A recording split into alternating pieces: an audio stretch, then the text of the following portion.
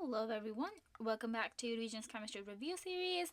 Let's talk about the chemical quantities. So the first thing about chemical quantities that we want to discuss is the molar mass, which is also known as the gram formula mass or the molecular mass. So it's defined as the mass of 1 mole of any substance. Now, the substance could be an element or a compound. The unit that we use for molar mass is grams per mole, meaning how many grams do we have in 1 mole of that substance. So if you're asked to calculate the gram formula mass or the molar mass for elements, it's pretty simple because we just look at the periodic table and we find the atomic mass of that element, and that is the molar mass. In compounds, however, we kind of have to calculate that by adding the atomic masses of all of the atoms of each element that we have in that substance. So let's take some examples. So if I ask you to calculate the gram formula mass of potassium, now this is just an element, so you look at your periodic table, look at potassium, look at the atomic mass, and so your molar mass turns out to be 39.0983 grams per mole because that's what's given on the periodic table. But if I ask you to calculate the gram formula mass of potassium carbonate, K2CO3, now we already know the atomic mass of potassium, we're going to look at the atomic mass of carbon, and then you're going to find the atomic mass of oxygen, and then we do some math. So we multiply the atomic mass of potassium with 2 atoms of potassium because we have 2 atoms of potassium, 1 of carbon, and 3 of oxygen. So we're going to multiply the atomic masses with the number of atoms that we have. And then we add all of them together, and that gives us the atomic mass, that gives us the molar mass or the gram formula mass of potassium carbonate. So let's look at the relationship between gram formula mass and your mole. So very quickly, let's recall this thing about the mole. So we said that we can have conversion factors if you want to go from moles to number of particles or moles to mass. So if you want to go from moles to number of particles, we use the Avogadro's constant. For moles to mass, last time when we talked about this, we were only looking at the elements. So we said that molar mass is just the atomic mass. But now that we have also talked about the compounds, we know that the molar mass also represents the gram formula mass. So if I give you this question and I ask you how many grams do we have in 4.5 moles of carbon dioxide, the first thing that you're going to do is determine the conversion factor, which is going to be the molar mass. So you just calculate the molar mass of carbon dioxide just like we did in the previous slide. That it's going to turn out to be 44 grams per mole, and this is your conversion factor. 1 mole of carbon dioxide is equal to 44 grams of carbon dioxide. Next up, we're going to start with what's given in the question, and then we are going to multiply that with the conversion factor, and remember that we want to cancel the units. So our conversion factor is this. So if you want to cancel the moles, we're going to put 1 mole of carbon dioxide at the bottom, so the moles cancel out with the moles, and then we just do 44 times 4.5. That gives us 198 grams of carbon dioxide. This is how many grams we have in 4.5 moles of carbon dioxide. So we might also be asked to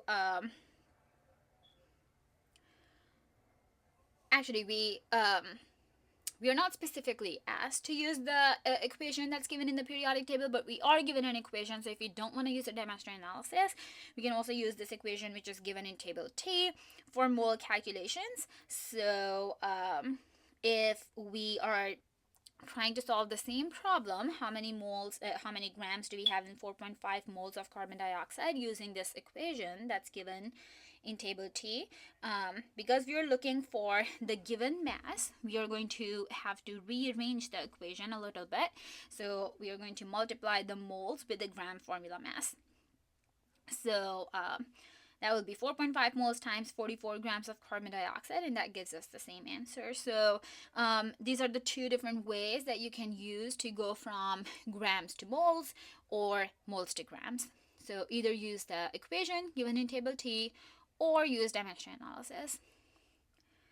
All right, now let's talk about percent composition. So percent composition is the percentage by mass of each element in a compound. Um, the equation for percent composition is given in table T. Um, so it's just mass of part over mass of whole times 100, kind of how we calculate any percentage. So if I ask you this question, what is the percent by mass of magnesium in magnesium oxide? We know that the mass of part in this case, which is going to be magnesium, is 24 grams per mole. We got this. This is the atomic mass because nothing's given in the question. Sometimes they might give you some mass in the question if they don't want you to use the atomic mass. But if nothing's given in the question, that means we're going to use the atomic mass or the gram formula mass. And then for the mass of the whole thing, meaning magnesium oxide, we're going to calculate the gram formula mass. So that's going to be 40 grams per mole. Then we just put everything in the equation. So that's 24 over 40 times 100. This gives us 60.3%. So then sometimes we might also be asked to calculate the percent composition of a hydrate. So hydrate is a compound that has water molecules trapped in its structure. So it's just a regular compound, and then mostly ionic compound that has water molecules trapped in its crystalline structure. So it's normally written with that dot between the formula of the compound and the water molecules. So in this case, we have calcium sulfate that has 2 water molecules trapped in its structure. So the dot, this is very important to remember, the dot does not quite represent the multiplication, because when we are trying to calculate the gram formula mass of this whole thing, of the hydrate, we are going to calculate the gram formula mass of calcium sulfate and then calculate the gram formula mass of water, and then we're just going to add both of them, and that gives us the mass of the whole thing. So please do not treat this dot as a multiplication sign, okay?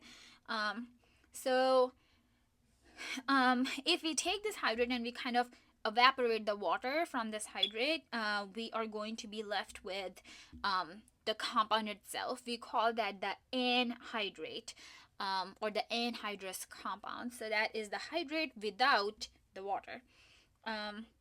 Alright, so if you're asked to determine the percent composition of water in this hydrate, in calcium sulfate, we are going to calculate the mass of the part, which is going to be the mass of water. So just do like your regular gram formula mass thing. So multiply the mass of hydrogen with 4, because we have 4 hydrogens in this case, and multiply the atomic mass of oxygen with 2, and then we get the molar mass of 2 water molecules.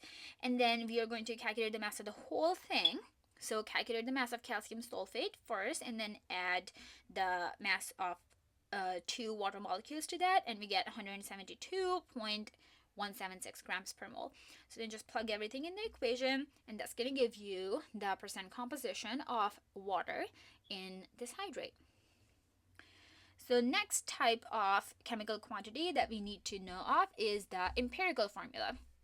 So empirical formula is the simplest ratio of atoms in a substance. For example, if the actual chemical formula is C4H10 and we are asked to write the empirical formula for this chemical formula, it's going to be C2H5. Okay, so empirical mass then is the mass of the empirical formula. So if we are asked to determine the empirical formula, sometimes you might be given the mass or the percent of each element in a substance, and you'll be asked to calculate the empirical formula of that substance. There are 4 steps that we follow.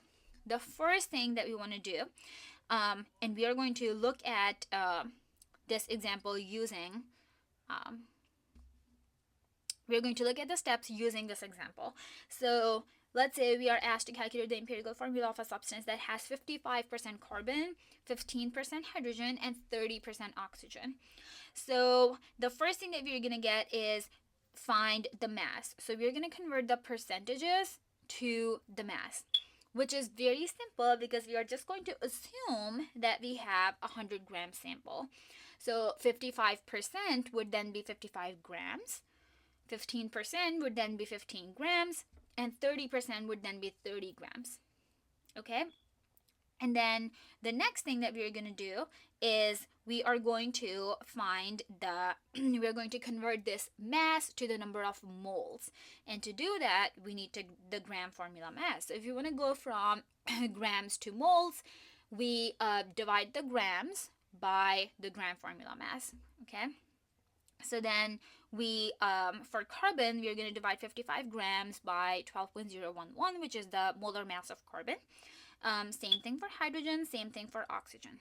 Okay, once we're done with that, your step 3 would be to the divide by the smallest number of moles, and we do this to calculate the mole ratio. So if you look at the example, once we calculate the number of moles for all 3 of them, for carbon we have 4.579 moles, for hydrogen we have 14. Let me just circle them while I'm talking. So for hydrogen we have 14.882 moles, and then for oxygen we have 1.875 moles. So out of all 3 of these numbers, 1.875 is the smallest, so we're going to divide all of them by the smallest number, and this gives us the mole ratio. To find mole ratio, so the numbers that we get are 2.44, 7.94, and 1. So now the last step would be to round them. Now, there are some very specific rules for rounding. So we're going to say that to round them, we want to have a whole number. And the rules for rounding is that if our ratios are, or if the mole ratio that we get is 0.2 or less, then we are going to round down to the previous number. If it's 0.8 or above, we're going to round up. However, if it's between 0.2 and 0.8, then we're going to have to multiply to a number that can give us a decimal less than 0.2 or greater than 0.8. So in this case, 7.94 and 1 was okay. However, 2.44 is between 0.2 and 0.4. So if you want to make this bigger than 0.8 or less than 0.2, then we're going to have to multiply this with a number. So if we multiply all 3 of them by 2, we're going to get 4.88 for the first one, which can be rounded to a 5 because now this is above 0.8. We get 15.88 for the second one, which is again greater than 0.8, so that can be rounded to 16, and then we get a 2 for the last one. So the empirical formula that we get for this thing is C5H16O2. So this is the simplest formula that we can have. So these steps that we follow, you can kind of treat this as the empirical poem as well. So the 4 steps are percent to mass, mass to moles, divide by small, multiply to the whole. All right. Last thing in this unit is talking about the molecular formula. So molecular formula indicates the total number of atoms of each element that we have in a substance. So this is the actual formula of a compound. So for example, C4H10, that is the actual the formula of the substance.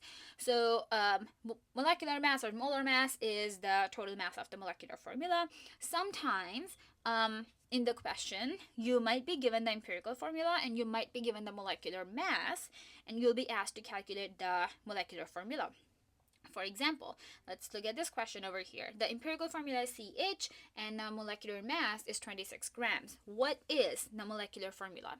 So the steps that we follow to answer this question is, first of all, you're going to calculate the mass for the empirical formula that you're given.